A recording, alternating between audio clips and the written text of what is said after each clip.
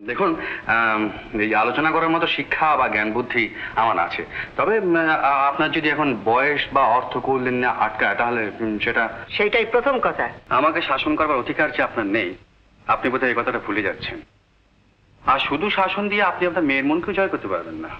শোনাও, তোমাকে যেটুকু স্বাধীনতা দিয়েছিলাম তুমি তার মর্যাদা রাখতে পারোনি। তুমি আর লাবণ্যদের বাড়ি যাবে না, বুঝেছ? যাও।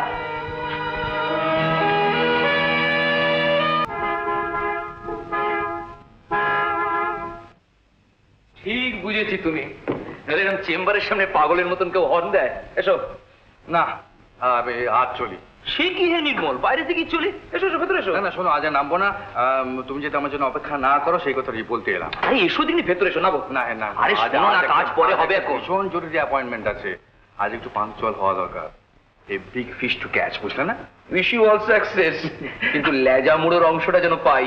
দাঁড়াও, আগে টোপ তো গেল, তারপর চলি। আচ্ছা এসো। Thank you.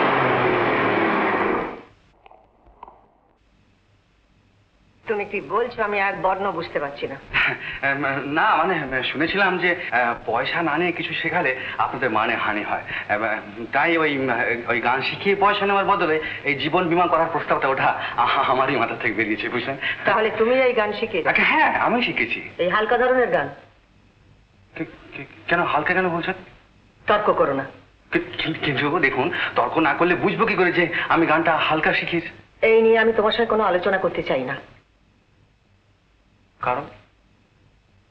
কারণ কারণ তুমি জানো। দেখুন, এই আলোচনা করার মতো শিক্ষা বা জ্ঞান বুদ্ধি আমার আছে, তবে আপনার যদি এখন বয়স বা অর্থ কৌলিন্য না আটকায় তাহলে সেইটাই প্রথম কথা। অবস্থা, বংশগৌরব, এর দাম আমাদের কাছে সব থেকে বেশি। তাহলে আর কথা বলার দরকার কি? একটু দরকার আছে। তোমাকে ভবিষ্যতের জন্য সাবধান করা দরকার আছে। কি বলছেন? ঠিক বলছি। আমি চাই না তুমি আমার মেয়ের সঙ্গে কোনো সম্পর্ক রাখো।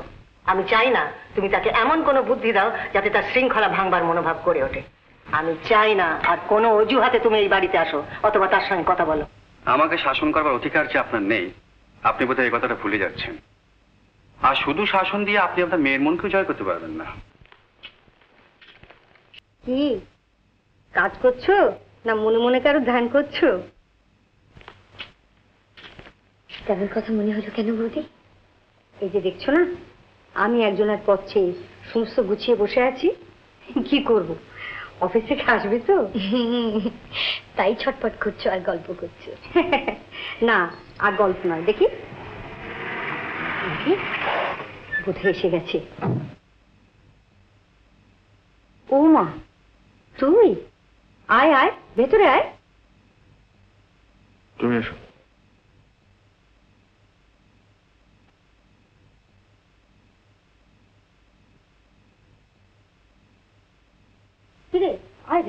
না না, ভেতরে যাও না। শোনো, তুমি এখানে শোনো। পরশু দিনের কথা মনে আছে তো, আমার জন্মদিন? হ্যাঁ মনে আছে বলছি। ওই তো উনি এসে গেছেন, শুনছো? পরশু জন্মদিন। হ্যাঁ জানি, হ্যাঁ কিন্তু ভাই পরশুদিন আমি যেতে পারছি না, আমার অফিসে একটা জরুরি কাজ রয়েছে। তুমি এক কাজ করো, তুমি দিদিকে নিয়ে যাও, কেমন? হ্যাঁ ঠিক আছে, বলছেন যখন জরুরি কাজ তখন কি করা যায়? হ্যাঁ ঠিক আছে, থ্যাংক ইউ। তাহলে দিদি এবারে আর কাউকে নিমন্ত্রণ করবো না। ওই আমরা ভাই বোনে যেমন ওই ঘুরে বেড়াই, ওইরকম ঘুরে বেড়াবো, আর একটা ওই দোকানে টোকানে গিয়ে খেয়ে নেবো। আর আমার প্রেজেন্টেশন? হ্যাঁ দেবো। আর সেই হোটেলেই খাওয়াবি তো? দেখ। হ্যাঁ নিশ্চয়ই। তবে আয় বলি। কোথায়? আরে বলতে তো হবেই। আয় না। আয়। পরশু তো ভাই আটকে গেলাম, ছুটি চাই যে। শোনো না, এই কবছর বাদে ওর জন্মদিনে এই কলকাতায় থাকছে, তো ওর জন্মদিনে ওই আমায় খাওয়াবে, দাওয়াবে, বেড়াবে, আবার প্রেজেন্টেশনও দেবে। তাই বুঝি? কই আমায় বললেন না? ইচ্ছে থাকলেই বা সাহস কোথায় পাই বলুন? বলেই দেখতে। যদি করুণাই করলেন তাহলে দয়া করে আমার নিমন্ত্রণ গ্রহণ করে আমাকে বাতিল করুন। যদিও জানি শুধু আমাকে লজ্জা দেওয়ার জন্য কথাটা বললেন, সত্যি তো আর আপনি আসবেন না। সাধ থাকলেও সাহস পাই কই।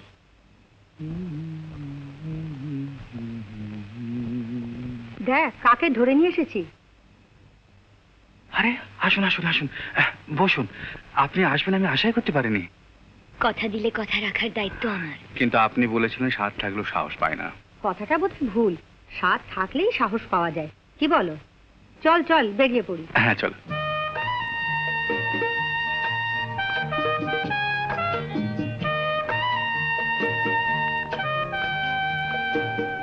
এই নিন।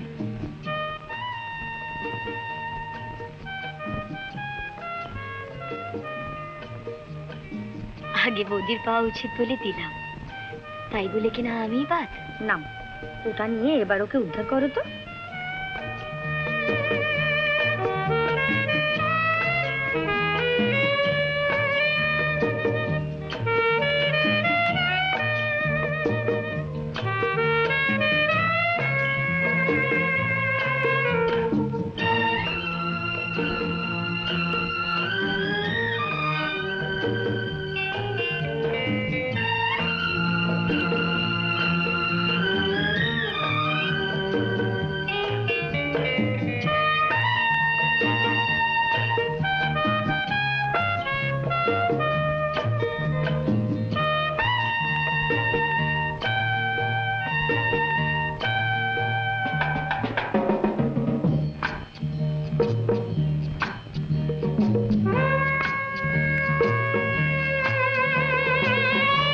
হ্যালো নির্মল,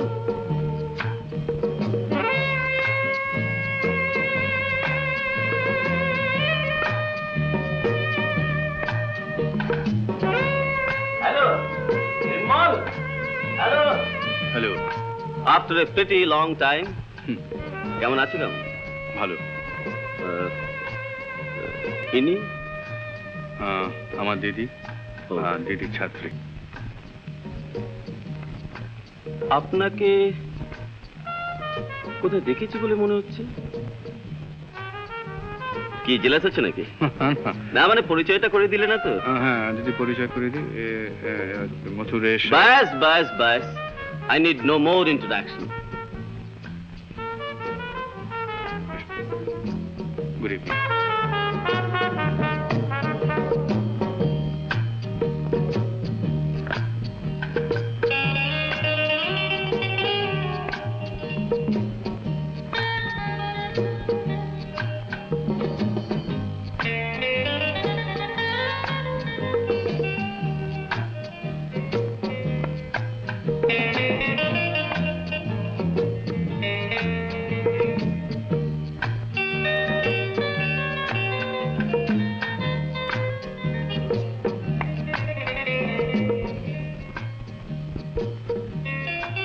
ওকে তো আমি চিনি না। আমি জানি, আর চিনলে আপনাকে ওর সঙ্গে মিশতে বারণ করে দিতাম।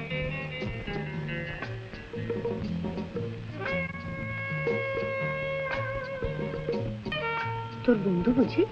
হ্যাঁ একসঙ্গে পড়তাম, এখন ভাবতে খারাপ লাগছে যে ওর সময় পরিচয় আছে।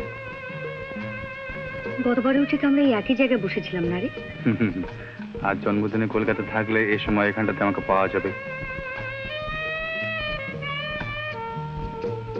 কি হলো, খাচ্ছেন না আপনি? একটু দেরি হয়ে গেল তাই বলতে এলাম। তোমার ওখানে সেলাই শিখতে যাওয়ার কথা, বেড়াতে যাওয়ার কথা না। গাড়ি গিয়েছিল, ফিরে এসে জানালো তোমরা নাকি নির্মলের ওখানে বেড়াতে গেছো। কেন, মঞ্জুরিকে তো বলা হয়েছিল, সে আপনাকে কিছু বলেনি? মঞ্জুরি তো সব নয়, আমাকে তোমার জানানো উচিত ছিল। আমি তা মনে করি না, কারণ মঞ্জুরি ছেলে মানুষ নয় যে তার যাওয়ার ব্যাপারে আপনার কাছে এসে আমাকে মত চাইতে হবে। মত নেবার দরকার হলে তারই মত নেওয়া উচিত ছিল। ঠিক আছে, মঞ্জুরি আর তোমাদের ওখানে যাবে না। সে আপনাদের খুশি। আমার কাছে আবাহনও নেই, বিসর্জনও নেই। যে আমার কাছে ভালোবেসে যাবে তার কাছে আমার দরজা সবসময় খোলা। শোনাও, তোমাকে যেটুকু স্বাধীনতা দিয়েছিলাম তুমি তার মর্যাদা রাখতে পারোনি। তুমি আর লাবণ্যদের বাড়ি যাবে না, বুঝেছ? যাও। উত্তম কুমারের সেরা সিনেমা দেখতে হলে ডাউনলোড করুন ক্লিক অ্যাপ।